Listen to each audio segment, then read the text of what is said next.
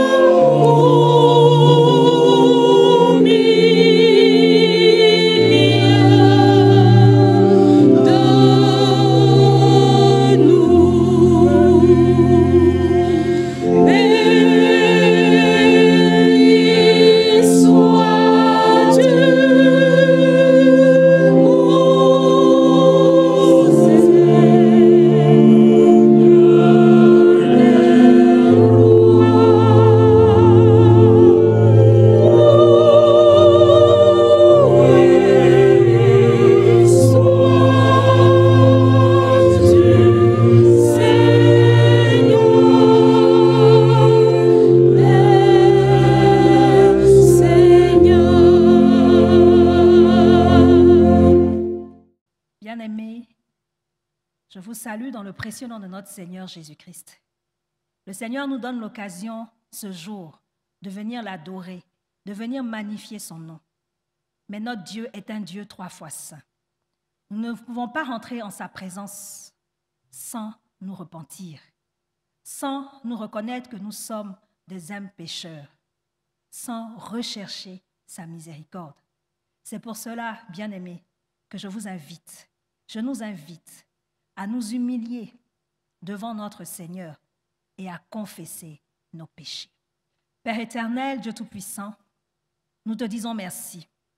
Merci pour cette occasion que tu nous donnes de nous retrouver en ta présence, nous, des âmes pécheurs.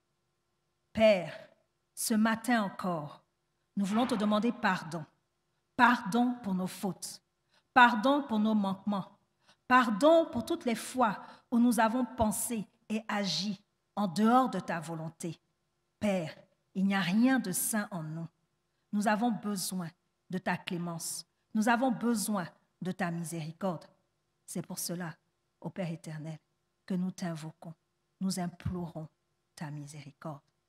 C'est au nom de Jésus-Christ que nous avons prié. Amen. C'est le moment pour nous d'écouter la lecture de l'Évangile.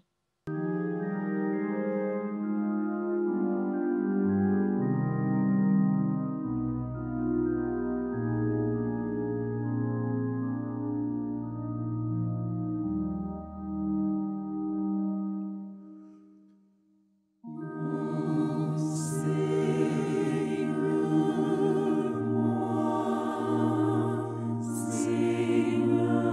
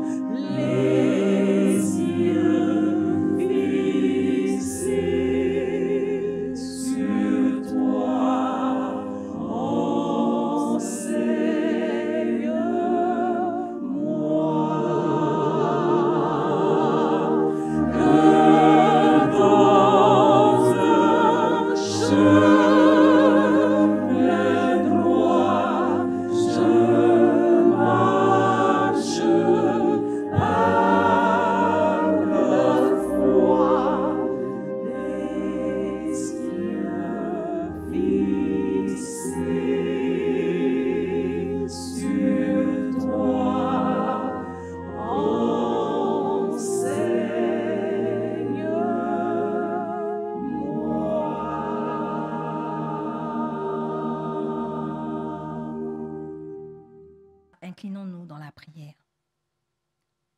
Père éternel, Dieu Tout-Puissant, sans toi, nous ne pouvons rien faire. Nous sommes à tes pieds ce matin pour écouter ta parole. Viens, par ton Saint-Esprit, éclairer notre esprit afin que ce que nous allons écouter, ce que nous allons lire, puisse nous transformer et puisse nous faire entrer dans la joie du ressuscité. Au nom de Jésus-Christ. Amen. Bien-aimés, en ce jour, l'Église méthodiste unie Côte d'Ivoire nous propose 3 tests. Le premier test est tiré de l'Ancien Testament, du livre de Job, du chapitre 21, les versets 5 au verset 21. Nous trouverons le deuxième texte dans le livre de Jacques, chapitre 5, les versets 1 à 6. Et l'évangile de Jésus-Christ selon Luc, le chapitre 16, des versets 19 à 31. Et pour la circonstance, nous lirons que l'évangile de Jésus-Christ selon Luc, chapitre 16, du verset 19 au verset 31.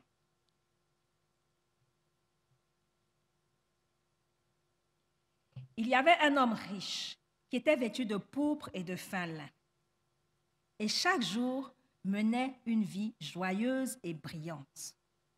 Un pauvre nommé Lazare était couché à sa porte, couvert d'ulcères, et désirait de se rassasier des miettes qui tombaient de la table du riche. Et même les chiens venaient encore lécher ses ulcères. Le pauvre mourut. Il fut porté par les anges dans le sein d'Abraham, et le riche mourut aussi, et il fut enseveli. Dans le séjour des morts, il leva les yeux, et tandis qu'il était en proie au tourment, il vit de loin Abraham et Lazare dans son sein. Il s'écria, « Père, aie pitié de moi. Envoie Lazare pour qu'il trempe le bout de son doigt dans l'eau et me rafraîchisse la langue, car je souffre cruellement dans cette flamme. » Abraham répondit, « Mon enfant, souviens-toi que tu as reçu tes biens pendant ta vie et que Lazare a eu les maux pendant la sienne. Maintenant, il est consolé et toi tu souffres.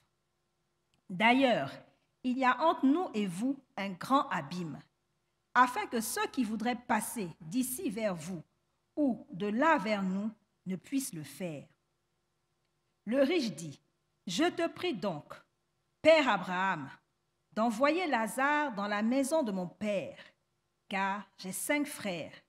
C'est pour qu'il leur atteste ces choses, afin qu'ils ne viennent pas aussi dans le lieu de tourment. » Abraham répondit, « Ils ont Moïse et les prophètes, qu'ils les écoutent. » Et il dit, « Non, Père Abraham, mais si quelqu'un des morts va vers eux, ils se repentiront. » Et Abraham lui dit, « S'ils n'écoutent pas Moïse et les prophètes, ils ne se laisseront pas persuader, même si quelqu'un des morts ressusciterait. » Seigneur, ta parole est la vérité. Sanctifie-nous par ta vérité. Amen. Bien-aimés, je vous salue à nouveau dans le précieux nom de notre Seigneur Jésus-Christ, et que la puissance du ressuscité soit votre partage au nom de Jésus. Amen. Dans notre société actuelle, il y a des riches, des très riches, des millionnaires et même des milliardaires. Et chaque année, des magazines sortent le classement des hommes et des femmes les plus riches du monde. Les riches, dirons-nous, ne manquent de rien en apparence. Ils peuvent s'offrir de beaux vêtements, ils ont de belles maisons, de belles voitures, ils font la fête, ils ont beaucoup de biens, ils sont dans la joie et le bonheur sur cette terre.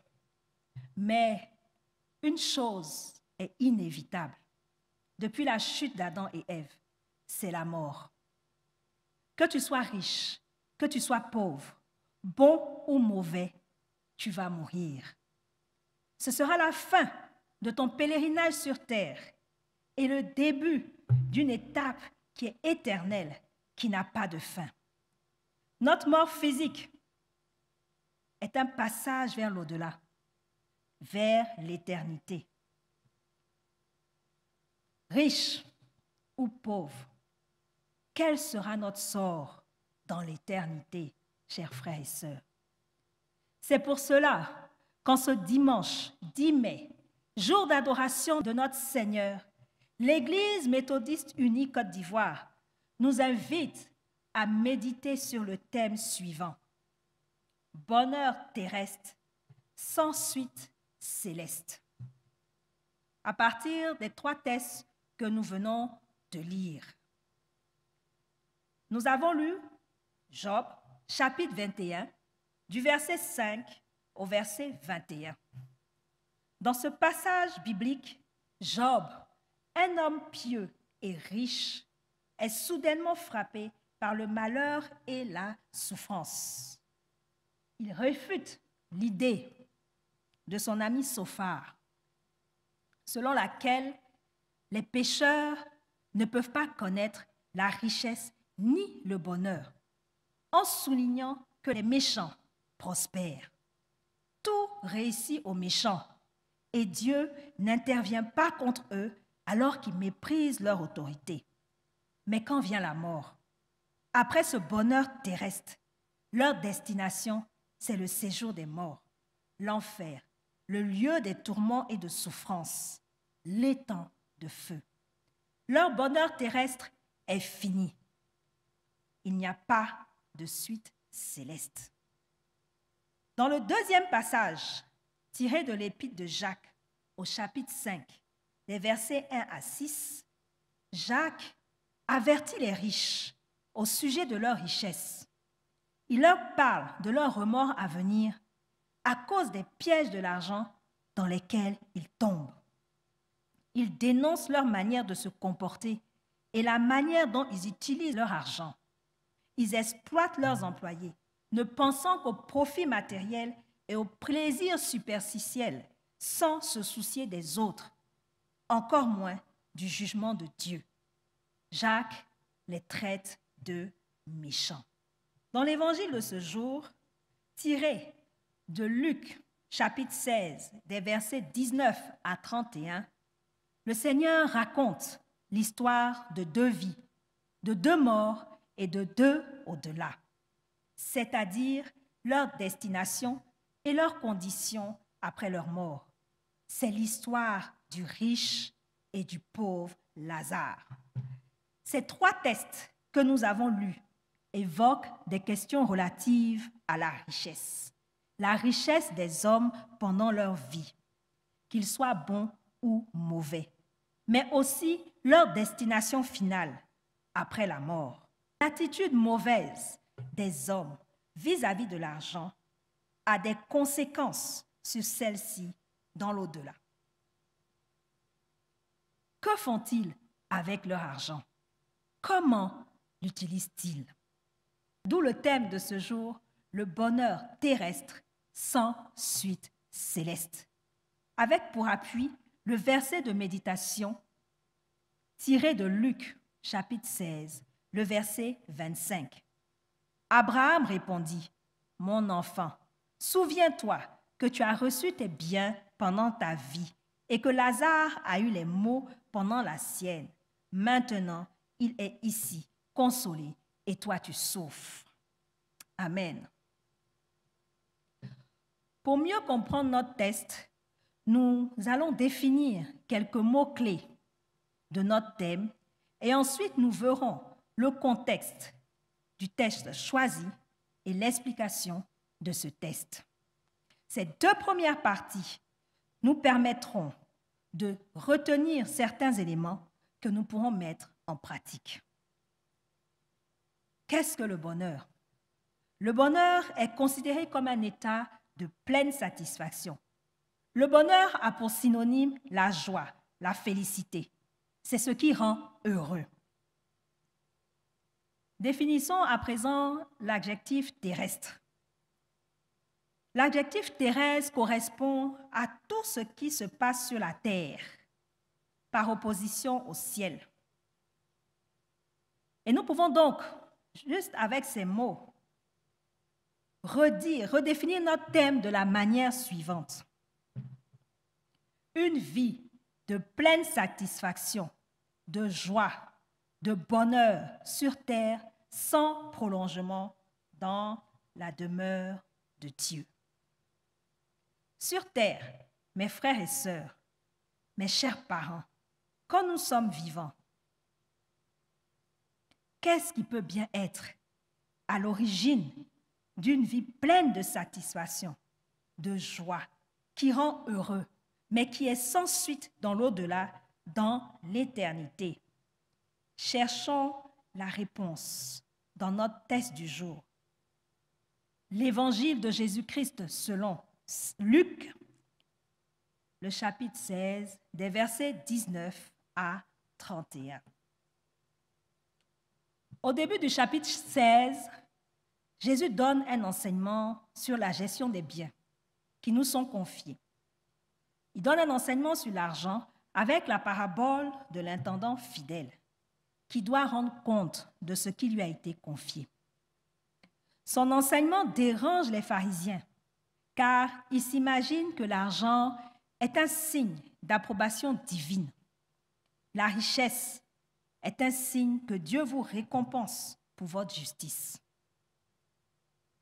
Jésus les surprend donc avec le récit du pauvre Lazare récompensé et celui du riche puni après sa mort. Jésus présente la vie du riche et du pauvre Lazare.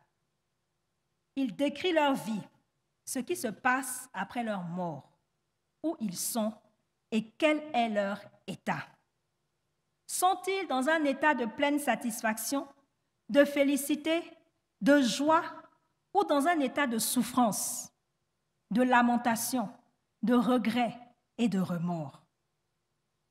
Le riche, qui était vêtu de beaux habits, qui chaque jour faisait la fête, la Bible nous dit qu'il menait une vie joyeuse et brillante. Après sa mort, il se retrouve dans le séjour des morts. Tandis que Lazare est porté par les anges dans le sein d'Abraham. Lui qui sur terre ne pouvait pas satisfaire ses besoins les plus élémentaires, c'est-à-dire se nourrir, se vêtir, se soigner. Les chiens léchaient ses plaies. Il était dans un état de désolation, de souffrance et de douleur. Il était vraiment malheureux. Mais après leur mort, qu'est-ce que nous constatons? Nous constatons que leurs situations sont inversées. Elles ont changé. Le riche souffre et demande de l'aide aux pauvres. Lazare est consolé. Il reçoit ce qu'il n'a pas eu sur terre, le réconfort, le soutien et l'aide de son prochain. Mon frère, ma sœur, revenons sur le cas du riche qui a reçu tous ses biens sur terre et qui souffre dans le séjour des morts. Pourquoi? Est-ce parce qu'il était riche? Est-ce que tous les riches iront en enfer comme lui? Parce que sur la terre, ils étaient dans le bonheur et ne manquaient de rien? Est-ce parce qu'il n'avait pas soif sur terre qu'il a soif après sa mort? Non. Non. Le riche n'est pas descendu dans le séjour des morts à cause de sa richesse, ni de sa fortune, mais à cause de son égoïsme vis-à-vis de Lazare. Amen. Lazare, le pauvre Lazare, qui était couché tous les jours devant sa porte, espérant recevoir les miettes de sa table. Le riche a refusé de nourrir Lazare, de l'accueillir chez lui, de prendre soin de lui. Il avait le cœur endurci. Il a été méchant, malgré les bénédictions dont il était l'objet de la part du Tout-Puissant. Il rejoint le séjour des morts comme les méchants riches qui n'ont pas la crainte de Dieu dans le livre de Job. Parce que la destination finale du méchant, c'est le séjour des morts. C'est pourquoi Jacques avertit les riches quant à la mauvaise façon dont ils acquièrent leurs richesses et à la façon dont ils les utilisent. Ils seront jugés à cause de cela. Mes frères et sœurs, la quantité des biens que nous possédons est beaucoup moins importante que l'usage que nous en faisons. La possession des riches entraîne la responsabilité de partager avec les autres. Posséder des richesses porte en elle le danger de ne pas reconnaître Dieu comme étant la source de ses richesses et de se confier en ses richesses. Les richesses donc peuvent nous empêcher une réelle soumission à Dieu. Être riche n'est pas une mauvaise chose, mais c'est ce que nous en faisons. Attention donc de ne pas tomber dans les pièges de l'argent que Jacques a dénoncés.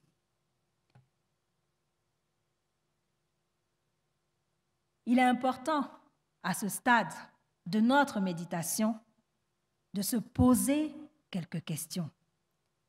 Quelle est notre attitude vis-à-vis de l'argent et des biens matériels? Les accumulons-nous égoïstement? Ne pensons-nous qu'au profit matériel, au plaisir superficiel, sans se soucier des autres, et encore moins de l'approche de la fin des temps et du jugement à venir? Frères et sœurs,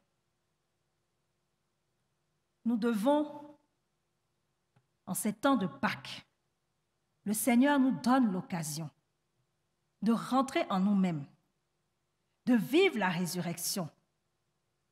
Le temps de la résurrection, c'est un temps de passage, de la mort à la vie. Il nous faut saisir cette grâce. Que faisons-nous? Que faisons-nous? Jésus est passé de la mort à la vie pour que nous ayons la vie éternelle.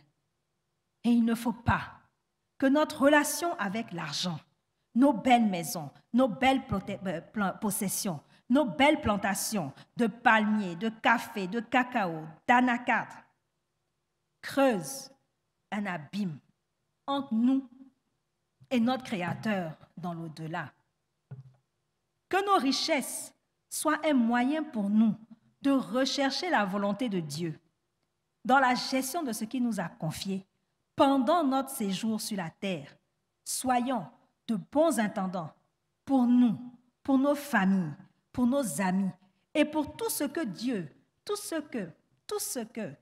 met à notre porte pour les aider et les soutenir. Vivons dans l'espérance, dans l'obéissance et dans la crainte de Dieu, afin de pouvoir jouir de ce bonheur céleste qui est de voir Jésus face à face. Que Dieu nous bénisse et qu'il nous aide à bien gérer les biens et l'argent qu'il met dans son grand amour et dans sa grâce à notre disposition sur terre. Amen. Frères et sœurs, méditons ces paroles que nous venons de recevoir. Père éternel, Dieu Tout-Puissant, nous te disons merci. Merci parce que tu nous as permis d'écouter ta parole. Permets que cette parole puisse être gravée dans notre cœur et que nous puissions la mettre en pratique. Au nom de Jésus. Amen.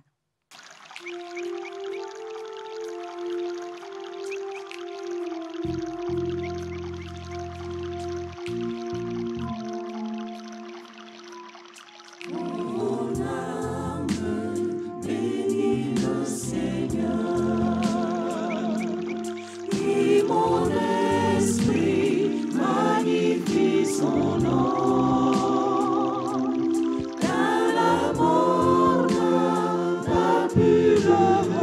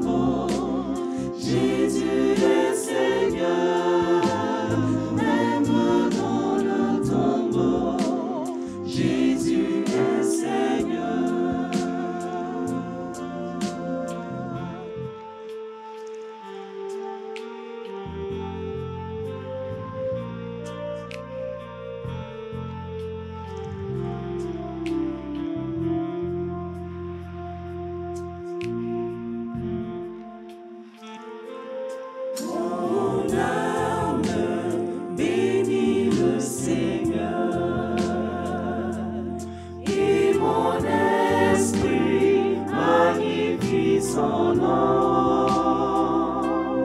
Le monde n'a pas pu le retenir, même dans le tombeau.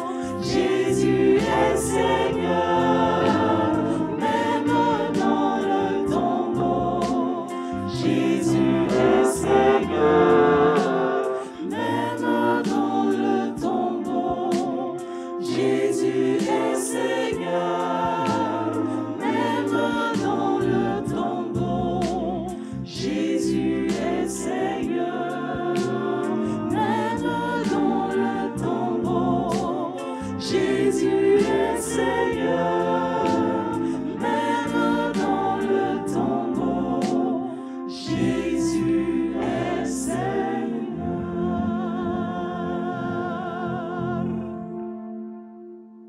Chers frères et sœurs, nous allons passer quelques moments dans l'intercession. Prions pour le monde que Dieu a créé, dans lequel il nous permet de vivre, pour l'environnement, la faune et tout ce qui met à notre disposition. Père éternel, nous te disons merci. Merci pour ce monde que tu as créé, pour la terre que tu nous as donnée, afin que nous puissions y vivre. C'est toi le Dieu créateur. C'est toi qui as mis tout cela à notre disposition. Et en ce jour où nous parlons des richesses, où nous parlons de bonheur, Père, nous voulons te dire merci. Merci pour ce don. Aide-nous à en prendre grand soin.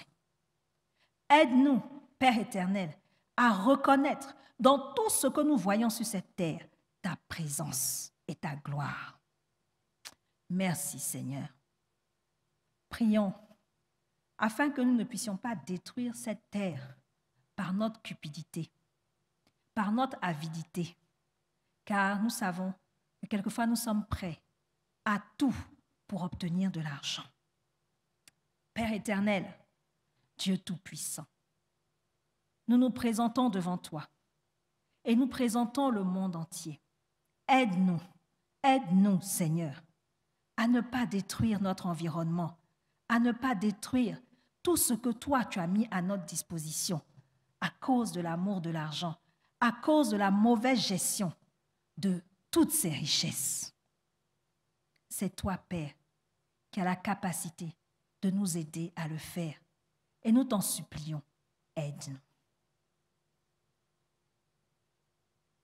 Nous allons prier, nous prions pour les riches. Dieu a permis qu'ils aient des possessions, qu'ils aient des biens. Et c'est lui seul qui peut nous aider, qui peut aider les riches, qui peut aider ceux et celles qui pensent qu'ils ont suffisamment d'argent sur cette terre à bien les utiliser. C'est lui seul qui peut être le véritable conseiller. Demandons-lui de nous aider tous dans la gestion de nos finances. Demandons-lui de nous donner un cœur de compassion pour soutenir les autres, pour aider tous ceux qui sont malades, tous ceux qui sont dans les difficultés. Quand nous voyons quelqu'un, que nous apprenions à l'aider. Père, tout ce que nous avons vient de toi et tu le mets à notre disposition pour que nous puissions, ô Père éternel, Dieu Tout-Puissant, partager, aider, ouvrir notre main et donner aussi à ceux qui en ont besoin. Nous te confions, Père éternel, tous les riches, tous ceux qui pensent qu'ils sont riches. Père, aide-les, aide-nous, nous aussi, à ne pas nous confier en ces richesses, mais plutôt à te rechercher, à avoir ta crainte, à vivre sur cette terre en te craignant, à vivre sur cette terre en reconnaissant que tu es Dieu et que tout ce que nous avons reçu vient de toi. Merci, Père éternel, de nous aider, de nous soutenir. Confions nos dirigeants, les dirigeants de notre pays, à Dieu afin qu'il les éclaire dans la gestion des ressources financières de notre pays, pour le bien-être de la population. Père éternel de Tout-Puissant, nous te disons merci. Merci pour tous nos dirigeants. Merci pour tous ceux que tu as mis à la tête de la Côte d'Ivoire. Père, remplis-les d'intelligence, de sagesse et de compétences, afin qu'ils puissent utiliser toutes les ressources financières de notre pays pour le bien-être de ta population. Bien-aimés, prions aussi pour nous-mêmes, afin que nous soyons des instruments pour le bonheur céleste de notre prochain et que nous puissions les amener à accepter Jésus-Christ, afin qu'eux aussi, ils puissent avoir une vie pleine de satisfaction dans le ciel. Père éternel, Dieu Tout-Puissant, nous te disons merci de ce que tu acceptes de nous utiliser comme des instruments pour donner, pour partager ce que toi-même tu nous as donné. Nous te disons merci, parce que tout ce que nous avons reçu vient de toi. Et tu ouvres notre cœur, tu ouvres notre intelligence, tu nous remplis d'amour pour notre prochain, afin que nous puissions les soutenir. Père, aide-nous à être tes mains pour donner, pour partager et pour aimer. C'est au nom de Jésus-Christ que nous avons prié. Bien-aimés, résumons toute notre prière par la prière que le Seigneur lui-même nous a apprise. Notre Père, qui es aux cieux, que ton nom soit sanctifié, que ton règne vienne, que ta volonté soit faite sur la terre comme au ciel. Donne-nous aujourd'hui notre pain de ce jour et pardonne-nous nos offenses, comme nous pardonnons aussi à ceux qui nous ont offensés. Ne nous soumets pas à la tentation, mais délivre-nous du mal, car c'est à toi qu'appartiennent le règne, la puissance et la gloire au siècle des siècles. Amen. Frères et sœurs, c'est le moment d'apporter nos offrandes au Seigneur et nous pouvons les faire par transfert aux différents numéros qui s'affichent au bas de votre écran.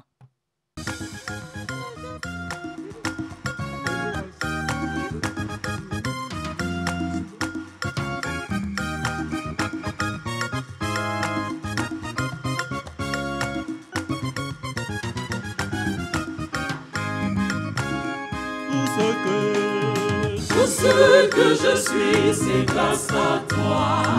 Ce que je possède, c'est grâce à toi. Je veux en retour et dans la joie te donner ma vie, Jésus mon roi. Je veux en retour et dans la joie te donner ma vie, Jésus mon roi.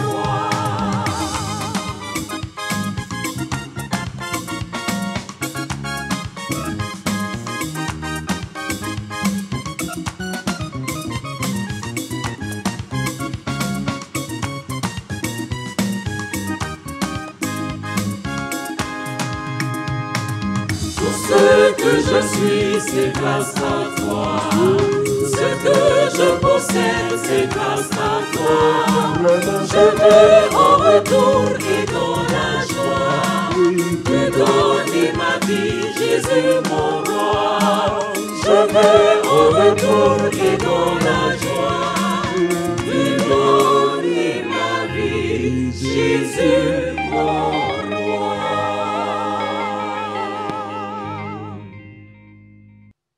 Prions pour les offrandes. Père éternel, Dieu Tout-Puissant, nous te disons merci. Merci de ce que tu nous permets d'apporter toujours dans ta maison. Tout ce que nous avons, Père, vient de toi. Père, bénis ces offrandes afin qu'elles puissent servir à l'avancement de ton règne ici-bas. C'est au nom de Jésus que nous avons prié. Amen. Recevons la bénédiction de la part du Seigneur. Que l'Éternel vous bénisse et qu'il vous garde, qu'il fasse luire sa face sur vous et qu'il vous accorde sa grâce. Que l'Éternel tourne sa face vers vous et qu'il vous donne sa paix. Allez dans la paix du Seigneur. Amen.